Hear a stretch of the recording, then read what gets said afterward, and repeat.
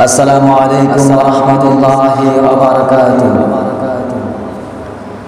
إن الحمد لله نحمده ونستعينه ونستغفره ونعوذ بالله من شرور أنفسنا ومن سيئات أعمالنا. من يهده الله فلا مضل له ومن يضلل فلا تجد له وليا مرشدا. ونشهد أن لا إله إلا الله وحده لا شريك له. ونشهد أن سيدنا وحبيبنا ومولانا محمدا عبده ورسوله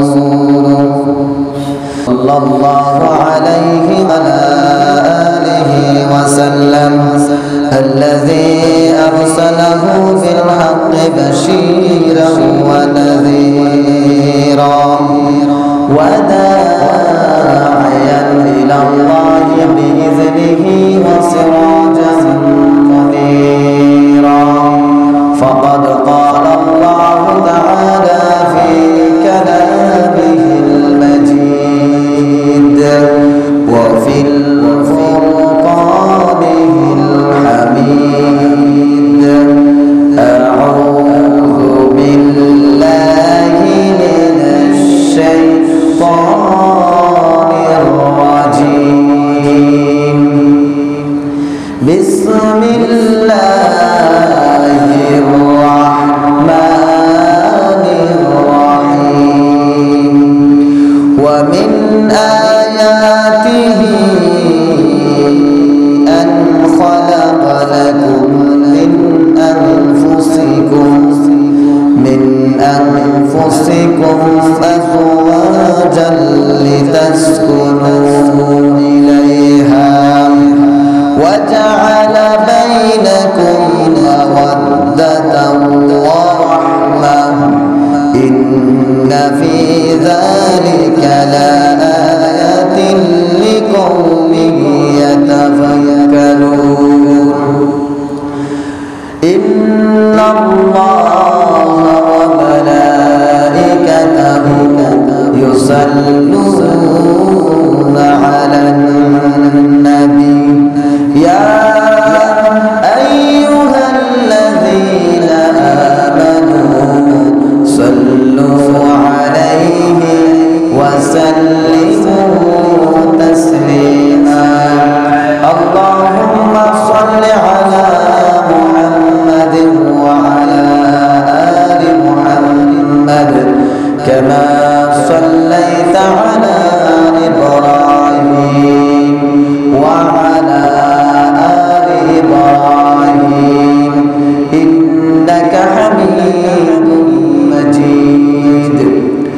اللهم بارك على محمد وعلى آل محمد كما باركت على إبراهيم وعلى آل إبراهيم إنك حميد مجيد.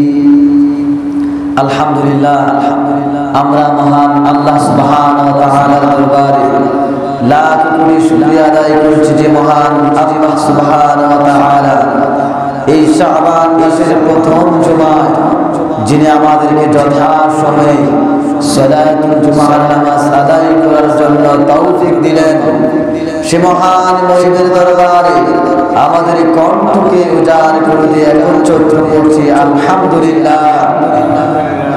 দুরূদ সালাম প্রেরণ করছি বিশ্ব মানবতার একমাত্র পরম বন্ধু মহান শিক্ষক নবী কুলের শিরোমণি শিরোতাজ মুহাম্মদ মুস্তাফা সাল্লাল্লাহু আলাইহি ওয়াসাল্লামের প্রতি আত্মার মাগফিরাত কামনা করছি। সৃষ্টি লগ্ন থেকে শুরু করে নিয়ে এই পর্যন্ত যত মুমিন মুমিনাত এবং আমাদের আপনজন সহ যারা কবরের বাসিন্দা হয়ে চলে গেছেন, আল্লাহ যেন সবাইকে জান্নাতুল ফিরদাউসের মেহমান করেন, আমরা বলছি আমিন। শ্রদ্ধাভাজন মুসল্লিদের কেরাম, আজকের যে টপিক, যে আলোচনার কথা তা হলো স্বামী স্ত্রীর অধিকার। সুবহানাল্লাহ। একজন স্বামীর প্রতি তার স্ত্রীর কি কি হক রয়েছে, দায়িত্ব কর্তব্য রয়েছে, এবং স্ত্রীর প্রতি স্বামীর কি হক দায়িত্ব রয়েছে, সে বিষয়ে ইনশাআল্লাহ আমরা সরাসরি আলোচনা শ্রবণ করব। এই পৃথিবীতে আল্লাহ সুবহানাহু ওয়া তাআলা তার সৃষ্টির মধ্যে মানুষকে শুধু সৃষ্টি করেন নাই, মানুষের মতো এমন হাজার কোটি কোটি মিলিয়ন মিলিয়ন মাখলুক রয়েছে যাদেরকে আল্লাহ তাআলা এককভাবে সৃষ্টি করেন নাই। প্রতিটা সৃষ্টিকে আল্লাহ তাআলা জোড়ায় জোড়ায় সৃষ্টি করেছেন। সুবহানাল্লাহ। আমরা যেমন দেখি মানুষদের মধ্যে নারী পুরুষ হয়েছে, তেমনি পশু পাখি বিভিন্ন প্রাণীদের মধ্যে নারী পুরুষ রয়েছে। পড়ছে আল্লাহু আকবার। এটা আল্লাহ তাআলার কুদরত, আল্লাহ তাআলার কারিশমা। তিনি চান পৃথিবীতে নতুন প্রজন্ম এভাবে ধারাবাহিকভাবে বহমান থাকবে, চলমান থাকবে। যদি এমনটা না হতো, হয়তো আজকে এই এমন সুন্দর এত মুগ্ধকর দৃশ্য আমরা দেখতে পারতাম না। আল্লাহ তাআলা এই কথাগুলো কোরআনুল কারীমের মধ্যে জানিয়ে দিয়েছেন, তোমাদেরকে জোড়ায় জোড়ায় সৃষ্টি করা হয়েছে। সুবহানাল্লাহ। আল্লাহ তাআলা কোরআনুল কারীমে সূরা আর-30 নম্বর সূরা 21 নম্বর আয়াতের মধ্যে বলেন, ওয়া মিন আয়াতিহি আন খালাকা লাকুম মিন আনফুসিকুম আজওয়াজান লিতাসকুনু ইলাইহা। আল্লাহু আকবার। আর তার অগণিত অসংখ্য নিদর্শনাবলীর মধ্যে এটাও তোমাদের জন্য একটা নিদর্শন, যিনি তোমাদেরকে জোড়ায় জোড়ায় সৃষ্টি করে দিয়েছেন। সুবহানাল্লাহ। এটাও আল্লাহর একটা নিদর্শন। আল্লাহর নিদর্শন অগণিত, অতুলনীয়। যে নিদর্শনের কোনো নির্ধারিত লিমিট নেই, তার মধ্যে এটাও একটা নিদর্শন যে তোমাদেরকে জোড়ায় জোড়ায় সৃষ্টি করা হয়েছে। সুবহানাল্লাহ। وجعل بينكم مودة ورحمة। আর তোমাদের জন্য প্রশান্তির ব্যবস্থা করা হয়েছে, যেন তোমরা তোমাদের স্ত্রীদের কাছে গেলে তোমরা প্রশান্তি লাভ করতে পারো। আর আল্লাহ তাআলা তোমাদের মধ্যে ভালোবাসার রহমত পয়দা করে দিয়েছেন। সুবহানাল্লাহ। তোমাদের মধ্যে ভালোবাসা মহব্বত সৃষ্টি করে দিয়েছে, আর তোমরা যেন প্রশান্তি লাভ করতে পারো সেজন্য তোমাদের স্ত্রীদেরকে সৃষ্টি করা হয়েছে। ইন্না ফি যালিকা লাআয়াতিন লিকাওমিন ইয়াতাফাক্কারুন। নিশ্চয়ই এর মধ্যে নিদর্শন বলে রয়েছে সে কওমের জন্য, সে জাতির জন্য যারা এই বিষয়গুলো নিয়ে চিন্তা করে। বলছে আল্লাহু আকবার। যদি আমরা চিন্তা করি, গবেষণা করি যে একজন পুরুষের জন্য আল্লাহ তাআলা একজন রমণী নারী নির্ধারণ করে দিয়েছেন, যেই নারীকে আমি যখন বিবাহ করব ওই নারীর সকল দায়িত্ব আল্লাহ তাআলা আমার উপর আরোপ করে দিয়েছেন। সুবহানাল্লাহ। আমি যখন বিয়ে করি, আমার অধীনে যখন আমার স্ত্রী চলে আসে, আল্লাহ সুবহানাহু ওয়া তাআলা এখানে কিছু দায়িত্ব দিয়ে দিয়েছেন। তোমরা তোমাদের স্ত্রীদের ব্যাপারে তোমরা সচেতন হও। তোমার স্ত্রী কি তোমার অনুপস্থিতি, তোমার অজান্তে কোনো অন্য পুরুষের সাথে পরকীয়া করে কিনা, তোমার স্ত্রী তোমার আমানতের খেয়ানত করে কিনা, তোমার স্ত্রী তোমার সম্পদের রক্ষণাবেক্ষণ সঠিকভাবে করে কিনা, তোমার স্ত্রী তোমার উপস্থিতিতে তোমার সংসারের বরখেলাপ করে কিনা, এই বিষয়গুলো সম্পর্কে বিশ্বনবী সাল্লাল্লাহু আলাইহি ওয়াসাল্লাম তিনার হাদিসের মাধ্যমে জানিয়ে দিয়েছেন, তোমরা তোমাদের স্ত্রীদের প্রতি যত্নশীল হও, তোমরা তোমাদের স্ত্রীদেরকে আত্মমর্যাদা দাও, তোমরা তোমাদের স্ত্রীদেরকে ভালোবাসা দাও, তোমরা তোমাদের স্ত্রীদের ভরণ পোষণগুলো সঠিকভাবে পালন করো, তাহলে তোমাদের সংসার হয়ে যাবে আদর্শ সংসার। সুবহানাল্লাহ। আজকে এই বিষয়গুলো সম্পর্কে আমরা সচেতনতা নেই। আমরা মনে করি বিয়ে করেছি, সে আমার স্ত্রী, তার সাথে আমি দাম্পত্য জীবন যাপন করবো, ঘর সংসার করব। কিন্তু এই বিষয়টা এখানে সীমাবদ্ধ নয়। আল্লাহ তাআলা পরকাল জিন্দেগিতে আপনার কাছ থেকে পুঙ্খানুপুঙ্খ হিসাব নেবেন। আপনার স্ত্রীর গোটা জিন্দেগির যত কর্ম রয়েছে, সকল কর্মগুলি আল্লাহ তাআলা প্রতিটা স্বামীর কাছ থেকে আদায় করবেন। সেজন্য আমরা আমাদের স্ত্রীদের ব্যাপারে আমরা সচেতন হব। আমরা আমাদের স্ত্রীদের প্রতি আমরা যত্নশীল হব, কারণ তারা হচ্ছে এমন জাতি, নবী করিম সাল্লাল্লাহু আলাইহি ওয়াসাল্লাম বলেছেন, তোমরা স্ত্রীদের ব্যাপারে খুব কঠোর হয় না, আবার খুব নরম হয় না, মধ্যম পন্থা অবলম্বন করো।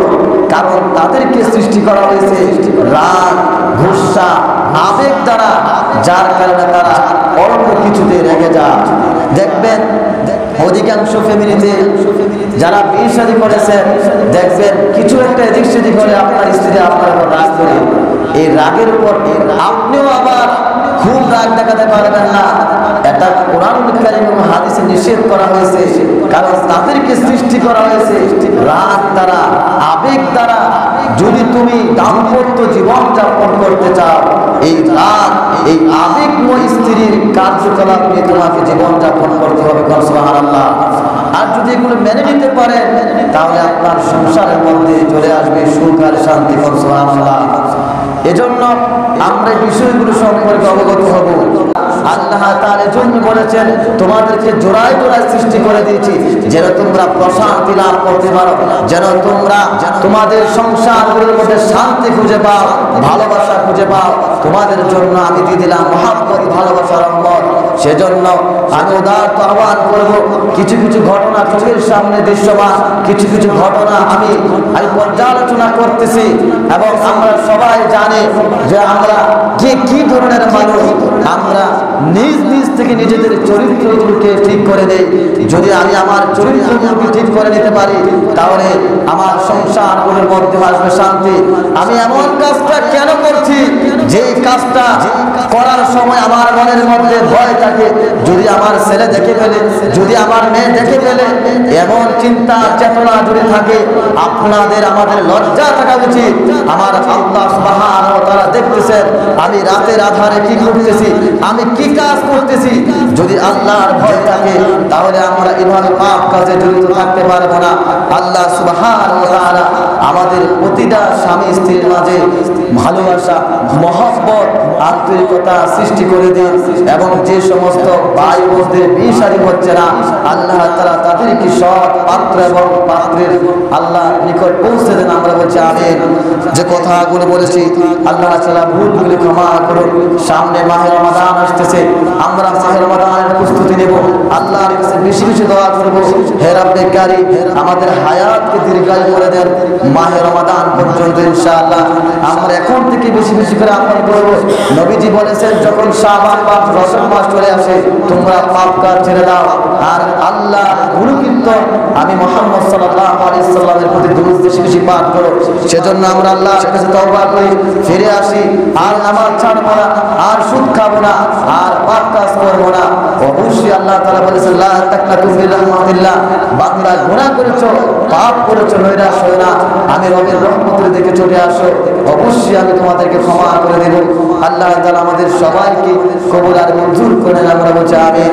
ওয়া সুবহানাকা লা ইলমা লানা ইল্লা মা আল্লামতানা। আসসালামু আলাইকুম ওয়া রাহমাতুল্লাহি ওয়া বারাকাতুহু।